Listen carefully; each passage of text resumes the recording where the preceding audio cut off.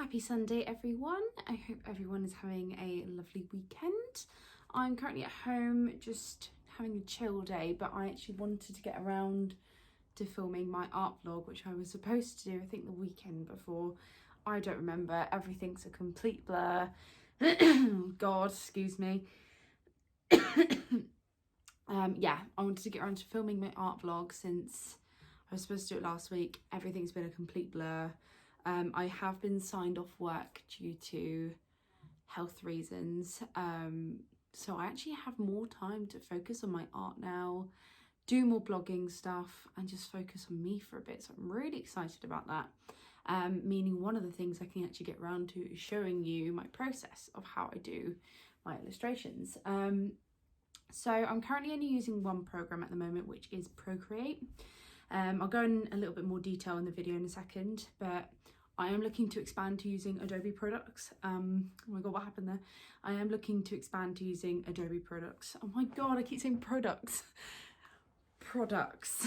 I have been subscribed to it for a while, and for those who probably use it know how expensive it is, and the fact that I haven't been using it is not good.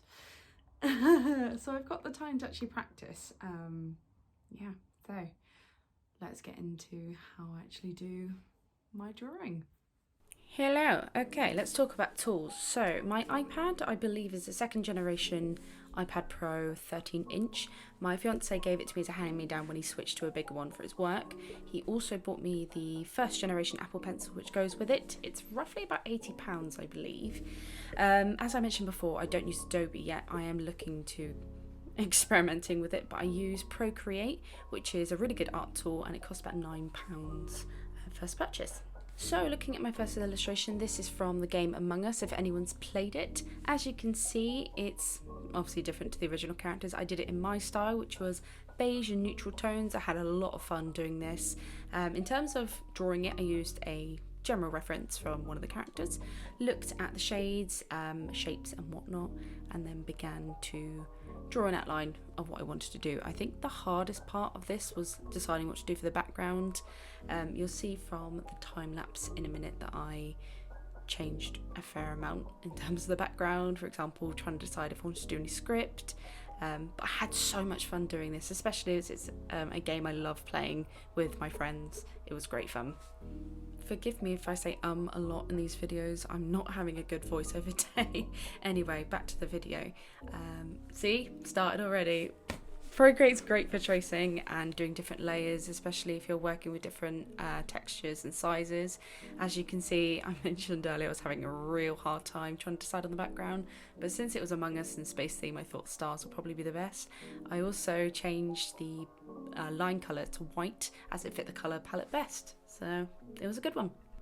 Finding inspiration for drawings is actually probably the most hardest part of doing illustration. For this, obviously it's a simple reference from a character, whereas something like this, I had to make it up on the spot. Thankfully the photo was a perfect guide, as she was in a position that worked well. The background itself was a great canvas, you know, walking down the street with a purse, and the clothing itself was a really great texture to work with. I didn't want to stray too far from the original image. If anything, the only thing I wanted to work on was changing the colour palette and working on the background itself. I loved the brick. That actually helped with deciding what to do with the background. I was thinking of maybe doing something abstract, but I thought let's not ruin a good thing here and work on a tiny bit of the brick as a centerpiece. I could have done the whole background, but I thought let's not over egg the pudding and just keep it simple and sweet. So my favorite part of this was actually doing the clothing in regards to texture. So the jumper was ribbed and the skirt was satin. It was a lot of fun experimenting, for example, with the lines and details. It makes the whole thing pop instead of it being bold colors. The background was, I wouldn't say it was too difficult. I enjoyed doing the variety of colour because that gave it more of a dynamic. Then of course I centered it to make sure it's all nice and even. Also, as time's gone along, I've been experimenting with loads of different things and found that I have been getting quicker at them. With my first illustration that I'm just about to show you, it took me roughly about 3 hours or so, and I also went at this blind. The only reference I had was just a photo of my sister-in-law's face, which is Kirsty there, and I just went at it. I didn't look at anything on Pinterest. I didn't look at any tutorials of how to draw portrait photos. I just kind of went with my gut instinct. I saw a photo not that long ago of a portrait where it was just the eyebrows and the lips. I found it really fascinating, especially as it's quite simple. However, it wasn't as simple as I thought. Trying to get the colour blocking down was a real challenge. This photo also actually means quite a lot to me, as it's opened my eyes to the world of art in ways I didn't think I would be part of.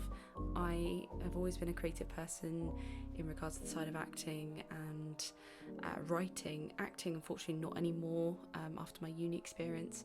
Writing is still very much part of that, but this kind of changed things for me. It was a complete game changer. I showed it to my friend Vicky, who works for a personalisation company. Her bosses loved it and they wanted me to do a collaboration with them. I was over the moon, and I'm still learning now.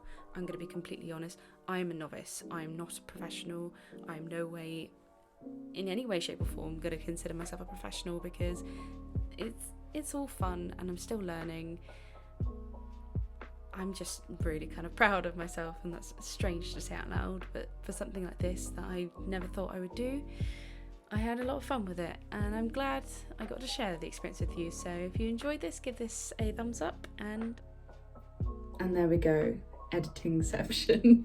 I just finished doing the voiceover of this, as you can tell.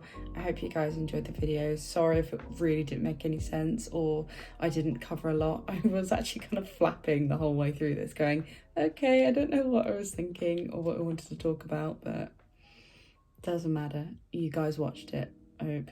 So yeah, if you do actually have any more questions, please write them in the comments below or just DM me.